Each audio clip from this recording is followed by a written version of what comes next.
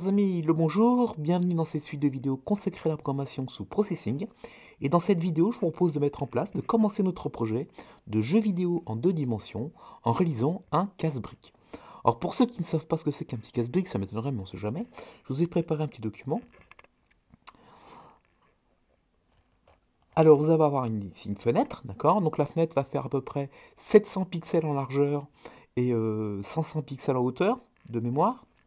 Alors vous n'oubliez pas que les repères dans un jeu vidéo sont un peu différents de ceux que vous avez l'habitude de voir en mathématiques. C'est-à-dire que le point 0,0 se situe en haut à gauche. Les X positifs sont horizontaux et vont de gauche à droite. Les Y positifs vont du haut vers le bas. Il n'y a pas de Y négatif et de X négatif au sens mathématique. D'accord? Mais on peut tout à fait, avec Processing, déplacer ces repères. Il y a une fonction qui s'appelle Translate qui va ensuite déplacer le fameux 0,0. Bien. Et bien dans cette fenêtre de jeu, d'accord, vous allez déposer des blocs, des briques, si vous préférez. Et le propos, c'est qu'ensuite, en dessous, vous allez avoir une petite raquette qui va apparaître ici. Et la raquette va pouvoir se déplacer et vers la gauche et vers la droite en fonction des touches directionnelles de votre clavier. Donc mon paddle, ma raquette, peut donc aller vers la gauche, vers la droite.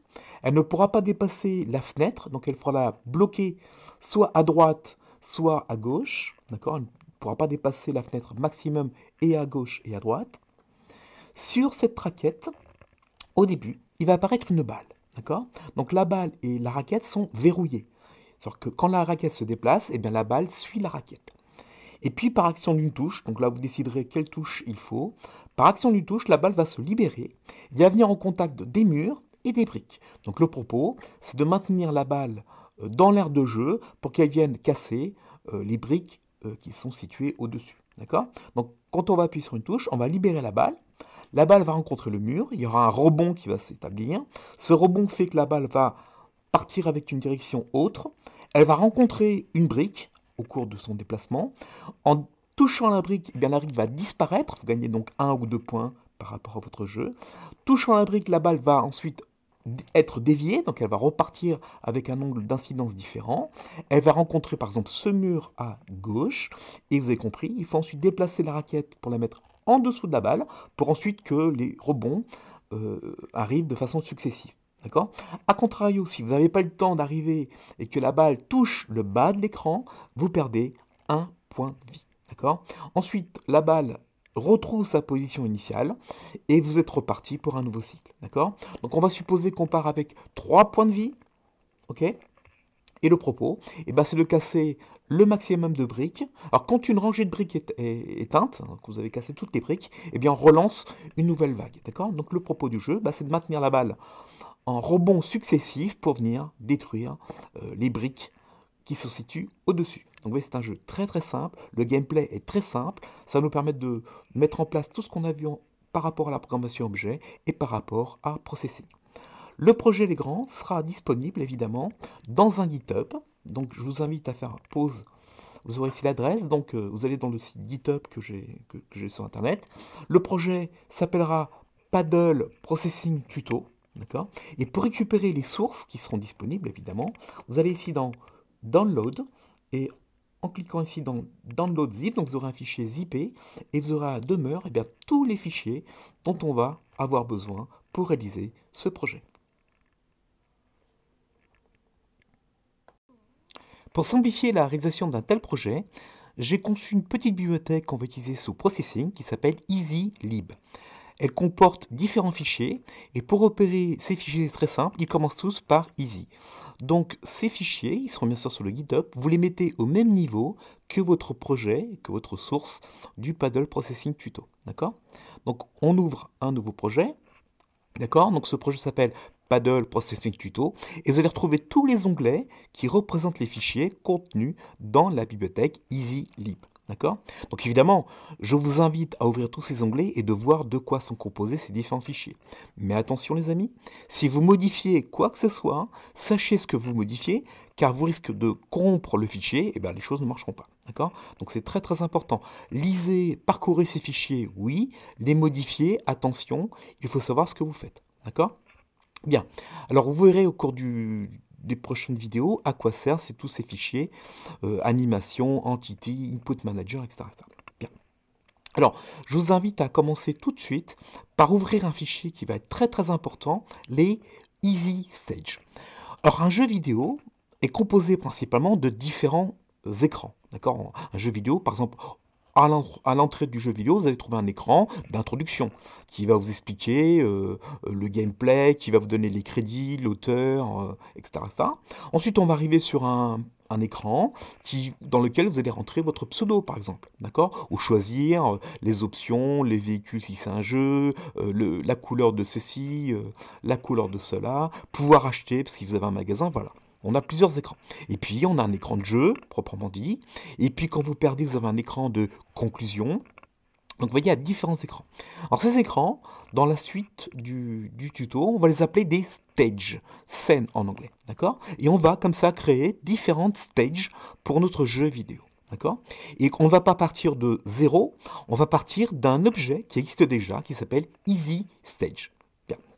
Alors, pour vous simplifier encore la vie, oui, je fais tout pour vous simplifier la vie. Pour vous simplifier encore la vie, j'ai créé également un objet qui s'appelle, et qu'on voit ici, il s'appelle Easy Stage Manager. D'accord? Le propos de cet objet, donc là, ouvrez-le, mais vous allez un petit peu avoir peur, donc fermez-le tout de suite. Le propos de cet objet ici, c'est de gérer tous les stages à votre place. Vous n'avez pas besoin de gérer les stages, l'apparition, la création, la disparition, etc. C'est lui qui va prendre en charge les stages, donc on l'appelle Easy Stage Manager. C'est le manager des stages. En fait, c'est lui qui va, le chef d'orchestre, c'est lui qui va mettre en œuvre les différents écrans de votre jeu. Par contre, il faut créer les stages. Donc là, par contre, ouvrons Easy Stage. Donc j'ai créé une classe, d'accord, ici. Elle s'appelle Easy Stage. Et il y a un truc bizarre, il y a un mot bizarre qu'on n'a pas encore vu, c'est le mot abstract, abstrait. En effet, ce mot-là signifie que cette classe qui s'appelle Easy Stage, eh bien on ne peut pas créer d'Easy Stage. Bah ça va pas ce que vous nous avez dit, vous allez dire qu'on va créer des stages.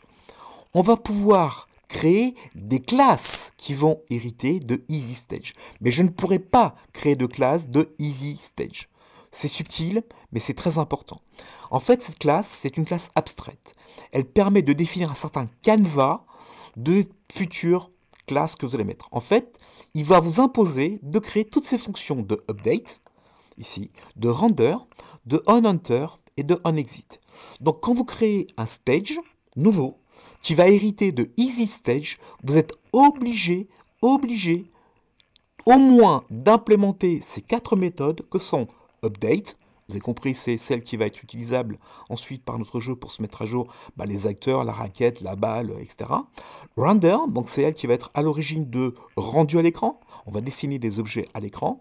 onEnter, alors cette fonction-ci, on en parlera un petit peu plus tard, c'est quand l'écran arrive en visu, cette fonction est appelée. Donc ça peut par exemple mettre en place le son, mettre en place le niveau, remettre à zéro un paramètre, etc. Et quand on sort du stage, donc quand le stage va disparaître de l'écran et qui va être remplacé par un nouveau stage, on va appeler la fonction onExit. D'accord? Donc je résume les amis, c'est très important. Il y a dans la bibliothèque EasyLib, d'accord, une classe un peu particulière qui est une classe abstraite qui s'appelle EasyStage. Cette classe ne peut pas être, on ne peut pas créer d'objet de type EasyStage parce qu'elle est abstraite. Par contre, on peut créer un stage qui va hériter de EasyStage. Et le fait qu'il hérite et qu'il soit abstrait impose à ce que la classe qu'on va créer ait au moins les 4 méthodes fondamentales que sont le constructeur évidemment, le update pour la mise à jour des paramètres, des mouvements, le render, le onEnter, donc c'est une fonction qui va être appelée à la mise en place du stage en visu, et le onExit lorsqu'on sortira du stage. D'accord? Eh bien, je vous invite tout de suite à créer notre premier stage. On y va. On se lance dans le bain, on vient ici, un nouveau tab, et on tape, on va l'appeler Game. Donc c'est une classe, on met une majuscule, Stage. Entrée. Je vais créer mon nouveau stage, donc ici. Donc on va l'appeler comment? On va faire classe. On va l'appeler Game Stage, évidemment. Avec un grand S. On va fermer et ouvrir les guillemets. Bien. des Colibrasis, pardon. Alors, il manque quelque chose ici. Il faut dire au compilateur que le GameStage, il a une particularité, c'est qu'il va hériter de EasyStage. Donc je vais faire un extend de Easy. Alors, non, il ne donne pas. Stage. Ok? Donc qu'est-ce qu'il me dit là? Il me dit que il doit implémenter, donc je vous laisse lire en anglais, hein, il doit implémenter, non, on va essayer de le faire apparaître, on doit implémenter toutes les méthodes statiques de EasyStage. C'est ça que ça veut dire. On est obligé d'implémenter ces méthodes. Donc bien sûr, la première méthode, c'est le constructeur qui aura. Donc il y aura un GameStage. Donc ça, c'est le constructeur, on va le faire par défaut pour l'instant. Voilà. On aura besoin également d'une méthode qui s'appelle void update. On lui passera le temps qui passe. Voilà. On a besoin également d'appeler une méthode qui s'appelle void render. On a besoin d'appeler une fonction qui s'appelle void on enter. Et on va utiliser un objet qui existe dans processing. Donc si vous ne savez pas ce qu'il faut y mettre, ben c'est simple. Vous allez dans EasyStage, ici. Et on va faire carrément à la feignant, on vient copier-coller ici, on fait un CTRL-C, on va dans le GameStage à nous, ici on va recopier. Donc on en reparlera du string dic, là, du dictionnaire string, un peu plus tard quand on aura besoin. Donc, je ne vais pas vous embrouiller la tête pour l'instant avec ça. Et il manque une dernière méthode, je me suis trompé, il manque une dernière méthode, donc alors vous ne recopiez pas abstract, hein. N'allez pas rendre votre méthode abstract. Elle est abstract dans le EasyStage, mais elle n'est pas abstract dans le GameStage. Donc on prend juste cette partie-ci et on va la coller dans cette partie-là. Alors là, il m'injure parce que j'ai pas mis les Colibrasis. Et là, on va lui mettre ça. Et là, on va lui mettre les Colibrasis. Et puis on fait un CTRL-T. Donc je reprends les amis. Je viens de créer mon GameStage. Ce GameStage, c'est bien sûr la fenêtre de jeu. Je crois que vous avez compris. Il hérite de EasyStage. De fait, comme c'est une classe abstract, il faut qu'on implémente les 4 méthodes abstraites. D'accord? Donc le update, le render, le onEnter et le onExit. D'accord? Donc c'est très, très, très, très important. Maintenant, on va appeler le constructeur de GameStage. Pour créer un stage, il faut appeler la classe maman ou la classe papa. Donc ici, qu'est-ce qu'il faut faire? Donc je vous rappelle, on a vu ça dans une vidéo précédente. Il faut simplement appeler la classe super. Donc on va appeler le constructeur par défaut de EasyStage. D'accord?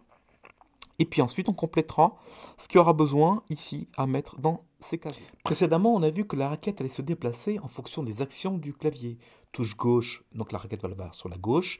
Touche direction droite, la raquette va sur la droite. Pour me simplifier encore la vie, j'ai créé un objet qui s'appelle Easy Input Manager, que vous trouverez dans la EasyLib. Et cet objet-ci, donc là, je pense qu'en l'ouvrant, je pense que vous êtes capable de comprendre à peu près ce qu'on y fait. Et bien cet objet-ci va être responsable de la gestion et du clavier et de la souris. D'accord? Donc vous voyez, ça va encore nous simplifier encore plus la vie. Grâce à ce petit objet, on va lui donner quelques petits paramètres. Quel est le keycode qui a été appuyé, quelle touche du keycode a été relâchée.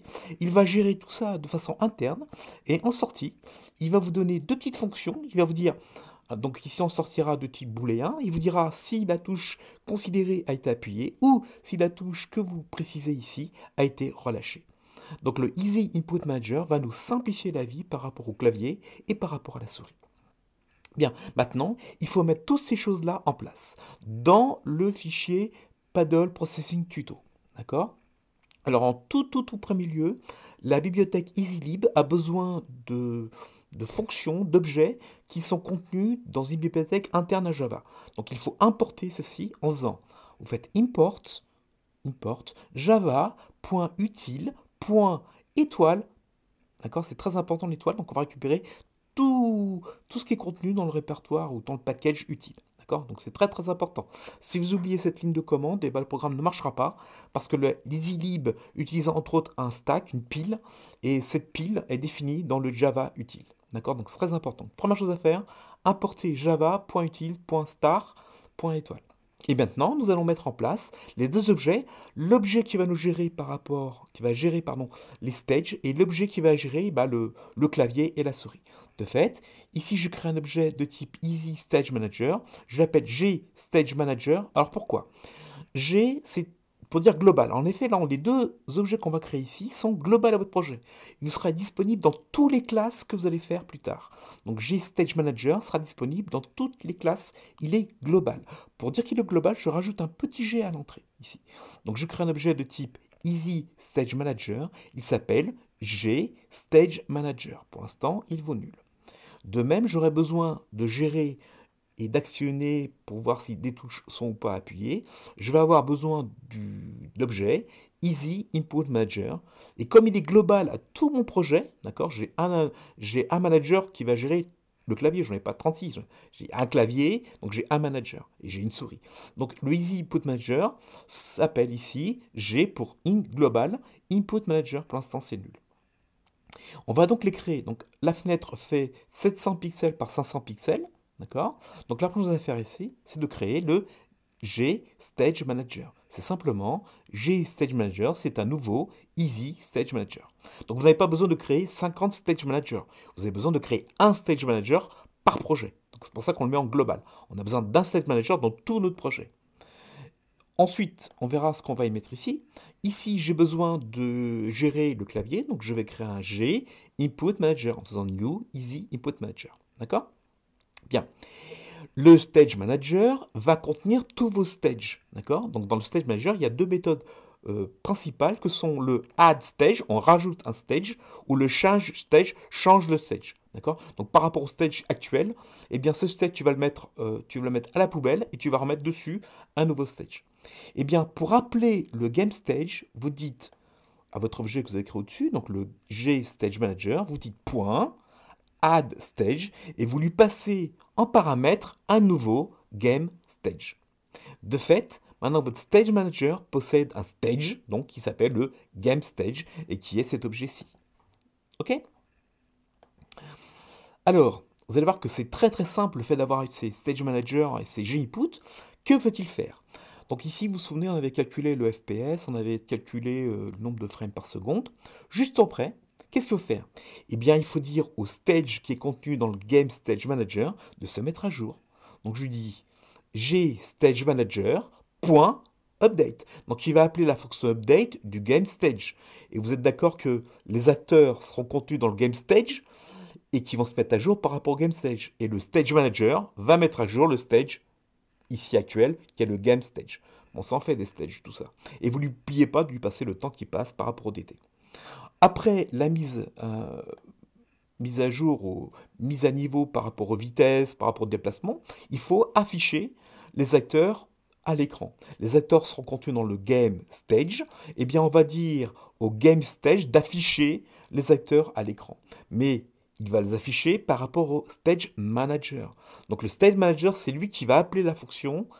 On va appeler la fonction de Stage Manager, render, et ensuite le Stage Manager verra quel stage il a actuellement en mémoire pour appeler ensuite la fonction render du stage actuel. D'accord?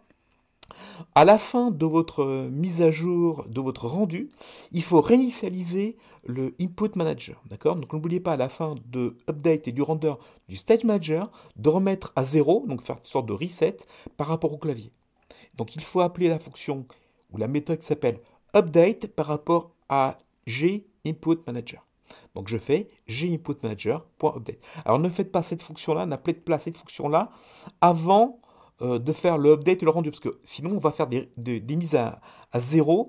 Chaque fois qu'on va appuyer sur une touche, bah, la touche sera plus valide parce qu'on l'aura mis à 0. Donc d'abord on fait bouger les acteurs par rapport aux touches qui sont appuyées. Ensuite on affiche les acteurs à l'écran. Et quand tout est positionné, quand tout est rendu, on refait un reset du Input Manager pour remettre tout à 0.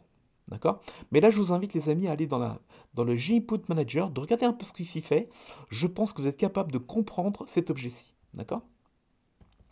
Alors, de quoi on a encore besoin? Eh bien, on va utiliser les deux fonctions que fournissent Processing, qui est le keyPressed, qui est le keyRelease, en précisant à notre objet GInputManager quelle action enfin, quelle touche a été appuyée et quelle touche a été relâchée en stipulant le keycode. Ainsi, il est capable de gérer en interne l'état du keycode par rapport à la touche appuyée.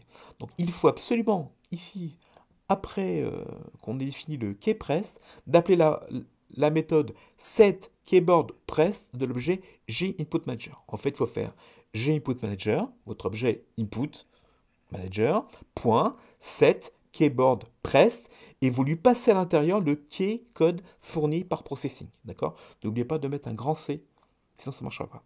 Et de même, quand on va relâcher une touche, processing va appeler la fonction keyRelease, en stipulant quelle touche a été relâchée dans le keycode, et bien nous on va informer notre objet GInputManager qu'une touche a été relâchée. D'accord? CTRL S. Donc je résume une toute dernière fois. La bibliothèque EasyLib a besoin de gérer, par exemple, une pile, un stack. Et bien cet objet un peu particulier se situe dans la bibliothèque qui s'appelle java.util.star. Donc il faudra faire un import java.util.star. D'accord? Il faut donc créer deux objets fondamentaux, que sont le Stage Manager, qui va gérer tous les stages, bien sûr. Mais on en a besoin qu'un seul, n'allez pas créer plusieurs Stage Managers. Il y a un jeu, il y a un Stage Manager. Il y a un clavier, il y a une souris, il y a un seul input manager. Donc il faut que je crée deux objets, un stage manager et un input manager. D'accord? Je les appelle G stage manager, G input manager, G pour dire attention, c'est des objets globaux à tout mon projet. Je les crée dans le setup, ici, d'accord?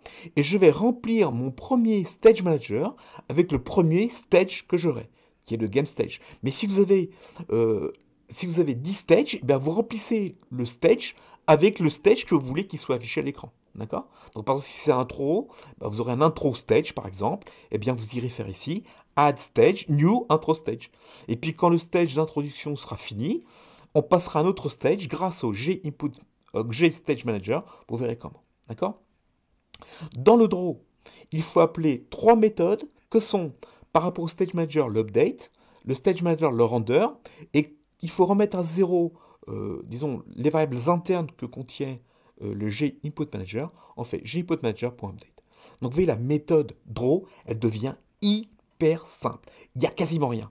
Parce que tout est délégué dans d'autres objets que sont le Stage Manager pour le stage, le GInput pour le clavier et la souris. De fait, votre programme principal, il est très, très, très basique. Il n'y a quasiment rien. D'accord?